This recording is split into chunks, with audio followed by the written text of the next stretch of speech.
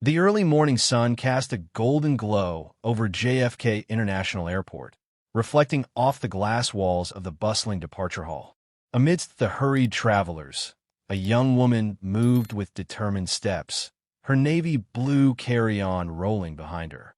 Aisha Rahman, 26, radiated quiet confidence, her brown skin glowing in the morning light, her eyes alight with a determination that seemed to defy the world. Dressed in a simple but elegant black suit, she held in her hand a first-class boarding pass for Seat 1, a tangible symbol of every sacrifice, every sleepless night, and every rejection she had overcome to get here. Aisha stopped in front of the electronic departure screen, her eyes following the number of her flight, Liberty 7, bound for Los Angeles. This was no ordinary trip. She was on her way to sign the first international contract of her career, a seven-figure deal that would put her company, Starling Solutions, on the national map. Her heart beat with a mixture of pride and anticipation, but also with the echo of her mother's words. Aisha, never let anyone take the place you deserve. They will find any excuse to stop you, but only you know how many tears and sleepless nights that ticket cost. Just a few years ago, Aisha worked night shifts as a barista in Brooklyn, studying by day and washing dishes until dawn. She lived in a tiny 10-square-meter room, so small that it barely fit a bed. Every internship application she sent came back with a polite rejection or a skeptical look, judged for her brown skin, her youth, and a lack of influential connections.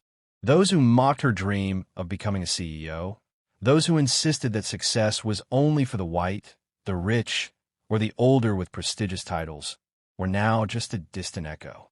Each rejection had strengthened her resolve.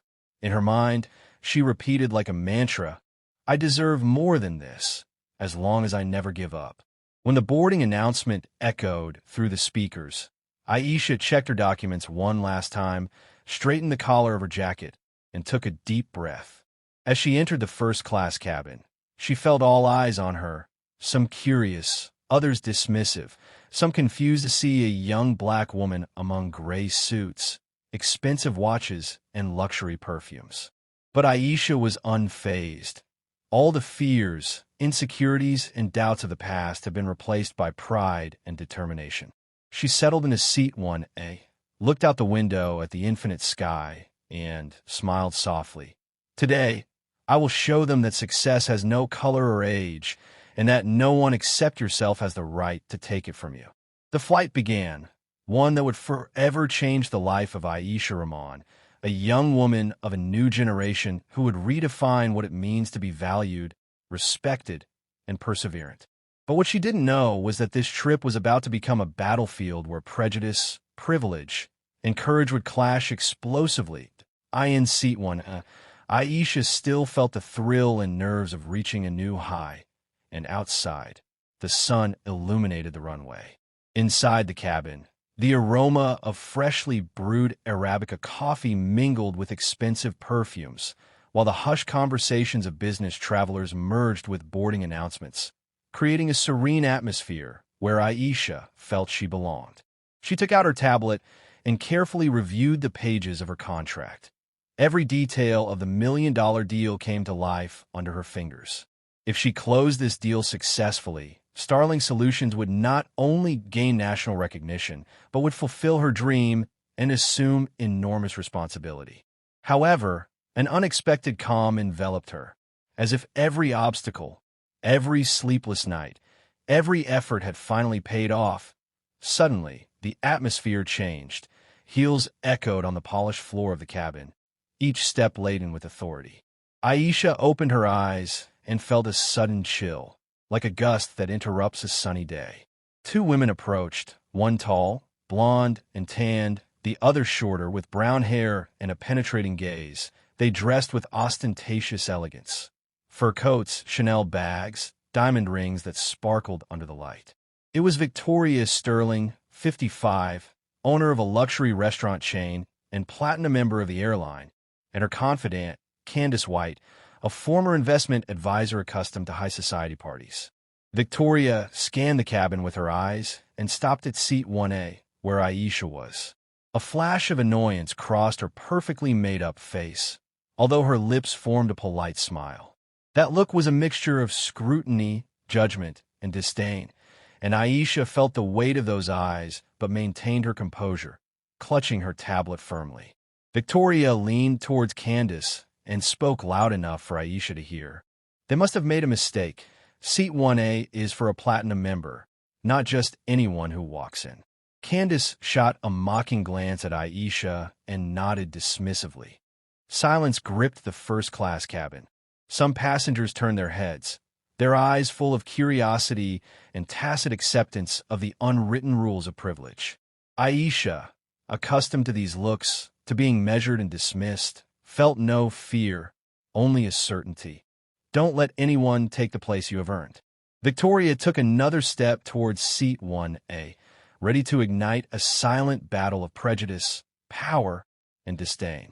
She stood in front of Aisha, erect, shoulders back, looking down at her. Her eyes scanned Aisha's simple suit, her modest suitcase, her perfectly styled curls, and her young, confident face. For Victoria, Aisha in 1A was a mistake that had to be corrected immediately. In a frigid tone, she said, "I'm sorry, but you're in the wrong seat. 1A is mine. I'm a platinum member, and I booked this seat weeks ago." Candace, leaning on the back of the seat, smirked. The cabin was in tense silence, broken only by the hum of the engines and Aisha's racing heart. She responded in a soft but firm voice, without taking her eyes off Victoria. "I don't think there's a mistake. I booked this seat, and here's my boarding pass. I can show it to you." Victoria, surprised but inflexible, insisted. "Systems fail. Don't you think you should move to a more appropriate place? You're young. You'll be fine anywhere. I always sit in 1A." Every word from Victoria exuded ingrained privilege, the arrogance of someone who believes the world should revolve around their whims. But Aisha, with a calm and determined smile, was ready to face the storm that was coming. She knew this moment was just the beginning of a larger battle for the value, respect, and pride of a new generation. The tension grew when the cabin chief, David Chun, appeared with a polite smile but a hint of nervousness. He asked to verify Aisha's pass. She handed it to him without hesitation, her gaze unwavering. David, after reviewing the pass, asked cautiously, "Are you sure this is your reservation? What did you make it?" Aisha, without losing her composure, replied, "I booked it over a month ago. I can show you the confirmation email if you need it." Before David could respond, Victoria intervened in a curt tone. "David, you know I'm one of this airline's most loyal customers. I always sit in 1A. This is a mistake. Can you fix it?" David, visibly uncomfortable, looked at the flight manager, Sarah Jenkins, who was watching from behind. The pressure in the cabin was palpable. Victoria, addressing the other passengers, exclaimed, "I don't understand how this airline allows just anyone to take a client's seat." Aisha Rahman sat calmly in her first-class seat when Victoria Sterling approached, insisting Aisha move. Unfazed, Aisha responded clearly, "I've presented all valid documents. If there's an issue, they can verify it. But I won't give up my seat just because someone feels entitled to it." Her words echoed through the cabin, not just challenging Victoria, but a whole system of ingrained privilege. Sarah Jenkins, trying to keep the peace, offered a compromise. "Miss Rahman, would you consider switching to seat 3C or 4A? We'll offer a benefit on your next flight." But Aisha asked sharply, "If I were a 5-year-old white man in a suit, would you be asking me to move?" The silence was crushing. Passengers stared, unsure what to say. Aisha continued, "Being flexible doesn't mean surrendering my rights. Justice means equal treatment, regardless of race, age, or title." Victoria, agitated, snapped, "Your generation has no respect. When I was your age, I didn't even dream of sitting here, let alone arguing." Without raising her voice, Aisha calmly pulled out her phone and called Marcus Thorne, a friend and SkyWest board member.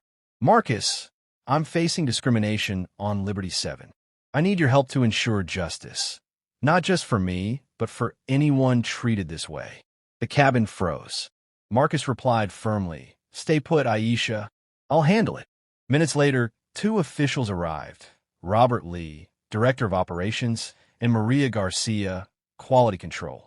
Robert addressed the passengers. "Favoritism, discrimination, or undue pressure violates SkyWest policy. David Chun and Sarah Jenkins are suspended effective immediately." Stunned, the crew was escorted off. Victoria stood up, furious. "I've flown this airline for 20 years. I'm a platinum member." Robert calmly responded, "Discrimination is unacceptable. Your status is revoked. You must leave the plane." The atmosphere shifted. Glares turned into nods of respect. Maria approached Aisha. "Miss Ramon, we apologize deeply. SkyWest offers you 2 years of complimentary first-class travel, and we will revise our quality training programs." Aisha replied with quiet dignity, "Thank you, but my hope is that no young person of any background ever feels judged for sitting where they belong." The flight continued, but its story spread far. SkyWest launched a full policy review. Aisha became a national symbol of courage and equality. In an interview, she said, "Believe in yourselves. Don't let prejudice stop you. This isn't the end of a flight. It's the beginning of a new era where justice matters." What would you do in the face of injustice? Leave a comment. Where are you listening from? Subscribe for more stories that ignite change.